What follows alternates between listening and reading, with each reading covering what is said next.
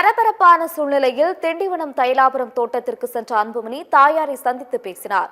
பாமக நிறுவனர் ராமதாஸ் மற்றும் அவரது மகன் இடையேயான மோதல் நாளுக்கு நாள் முற்றி வருகிறது.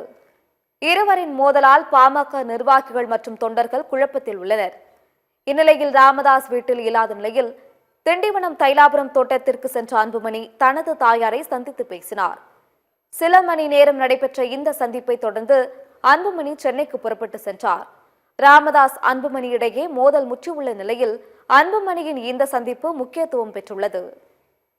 இதனிடையே மயிலாடுதுறையில் நடைபெற்ற மாவட்ட பாமக பொதுக்குழு கூட்டத்தில் கட்சியின் நிறுவனர் ராமதாஸ், வன்னியர் சங்க தலைவர் அருள்மொழி, பாமக கௌரவ தலைவர் ஜி.கே. மணி உள்ளிட்ட நிர்வாகிகள் கலந்து கொண்டனர். இதில் ராமதாஸ் பேச்சு குறித்து நிர்வாகிகள் பெரிதும் எதிர்பார்த்த நிலையில் அவர் 3 நிமிடத்தில் தனது உரையை முடித்துக் கொண்டார். அன்புமணி தைலாபுரம் தோட்டத்திற்கு சென்றுள்ள நிலையில் ராமதாஸ் அதை குறித்து எதுவும் பேசாமல் புறப்பட்டு சென்றார்.